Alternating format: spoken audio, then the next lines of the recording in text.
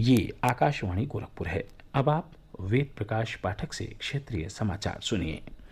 प्रधानमंत्री नरेंद्र मोदी ने पैरालंपिक खिलाड़ियों से कहा है कि वे आज़ादी का अमृत महोत्सव मनाने के लिए खेल के अतिरिक्त कुछ अन्य क्षेत्रों को चुनें और लोगों को प्रेरित करने तथा बदलाव लाने में उनकी सहायता करें। प्रधानमंत्री ने टोक्यो पैरालंपिक खेलों में भाग लेने वाले भारतीय खिलाड़ियों के साथ पिछले सप्ताह अपने आवास पर नाश्ते के आयोजन का एक वीडियो शेयर किया।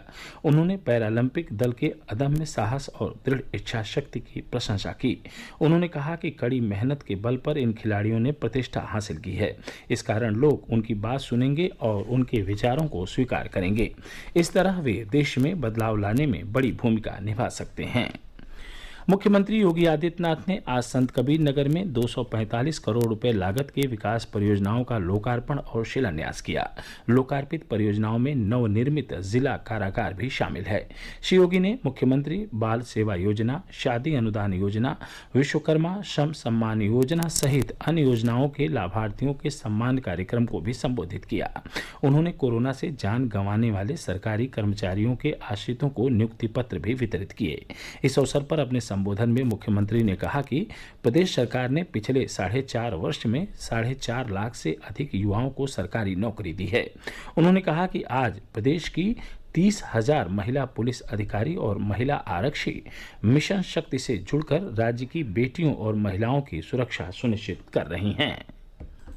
आज नौजवान सरकारी नौकरी पा रहा है। पुलिस की भर्ती भी 30,000 महिला पुलिस अधिकारी और महिला आरक्षी उत्तर प्रदेश के अंदर है, जो मिशन शक्ति के साथ जुड़ करके हर बालिका, हर बेटी और हर बहन को सुरक्षा की गारंटी दे रही है। मिशन शक्ति का कार्यक्रम गांव-गांव तक पहुंच रहा है। मुख्यमंत्री ने कहा कि प्रदेश में प्रतियोगी परीक्षाओं का आयोजन निष्पक्षता और पारदर्शिता के साथ किया जा रहा है। उन्होंने कहा कि जल्द ही 90,000 और भर्तियां आने वाली हैं। आप सबसे मैं यही कहने के लिए आया हूँ, हमने नौकरी भी दी, अभी हमारी लगभग 90,000 नौकरियां और आ रही है। हर दिन कुछ न कुछ नौकरियों के परिणाम आ रहे हैं, नियुक्ति पत्र दिए जा रहे हैं। इस सिफारिश के नहीं, योग्यता के आधार पर प्रदेश के नौजवानों को सम्मान देने का सरकार का कार्यक्रम का भिन्न हिस्सा है। मुख्यमंत्री ने कहा कि प्रदेश सरकार संत कबीर नगर जिले के बखिरा के बर्तनों को वैश्विक पहचान दिलाने के लिए एक नए मॉडल पर कार्य कर रही है।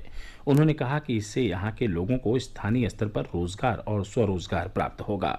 श्री योगी ने यह भी कहा कि प्रदेश सरकार संत कबीर नगर सहित राज्य के सभी 75 जिलों में मेडिकल कॉलेज स्थापित करने के लिए लगातार कार्य कर रही है। मुख्यमंत्री योगी आदित्यनाथ ने कहा है कि कुशीनगर हवाई अड्डे का जल्द ही उद्घाटन किया जाएगा। उन्होंने कहा कि सरकार का प्रयास है कि इस हवाई अड्डे से पहली उड़ान अंतर्राष्ट्रीय हो। मुख्यमंत्री आज कुशीनगर के रामकोला और तमकुहीराज में 421 करोड़ रुपए की लागत की विभिन्न विकास परियोजनाओं का लोकार्पण और शिलान्यास कर रहे थे। मुख्यमंत्री ने कहा कि प्रदेश सरकार ने पिछले 4.5 वर्षों में किसानों के 1,45,000 करोड़ रुपए के बकाया गन्ना मूल्य का भुगतान किया है। उन्होंने कहा कि अगला सत्र शुरू होने से पहले गन्ना किसानों को शेष बकाये का मूल्य का भुगतान कर दिया जाएगा। श्री योगी ने कहा कि प्रदेश सरकार ने यह सुनिश्चित किया है कि राज्य में सरकारी पदों पर भर्तियां पारदर्शिता और पूरी निष्पक्षता के साथ हों। उन्होंने कहा कि सरकार अक्टूबर माह से प्रदेश के स्नातक मेडिकल इंजीनियरिंग फार्मेसी के 1 करोड़ विद्यार्थियों को टैबलेट उपलब्ध कराएगी। उन्होंने कहा कि प्रदेश में कोरोना महामारी पर नियंत्रण किया गया है और टीकाकरण में भी राज्य तेज गति से आगे बढ़ रहा है। मुख्यमंत्री ने कहा कि कुशीनगर में अब तक 14 लाख से अधिक लोगों का टीकाकरण किया जा चुका है। प्रधानमंत्री नरेंद्र मोदी द्वारा वाराणसी के बनारस हिंदू विश्वविद्यालय में महान विद्वान, विचारक और स्वतंत्रता सेनानी सुब्रमण्य भारती के नाम से पीठ स्थापित करने की घोषणा का स्वागत करते हुए विश्वविद्यालय के कार्यवाहक कुलपति प्रोफेसर वीके शुक्ला ने कहा है कि महाकवि सुब्रमण्य भारती जैसे महान व्यक्तित्व के नाम पर पीठ की स्थापना की घोषणा से बीएचयू उत्साहित है और गर्व का अनुभव कर रहा है। उन्होंने कहा कि सुब्रमण्य भारती पीठ से युवा पीढ़ी को इस महाकवि के दर्शन, विचारों और राष्ट्र प्रेम के भावों से प्रेरणा मिलेगी। मुख्यमंत्री योगी आदित्यनाथ ने जम्मू कश्मीर में ड्यूटी के दौरान शहीद हुए मेरठ जिले के मेजर मयंक बिश्नोई के परिजन को 50 लाख रुपए की आर्थिक सहायता देने की घोषणा की है। आज लखनऊ में मेजर बिश्नोई को श्रद्धांजलि अर्पित करते हुए मुख्यमंत्री ने कहा कि राज्य सरकार उनके परिवार को हर संभव सहायता उपलब्ध कराएगी।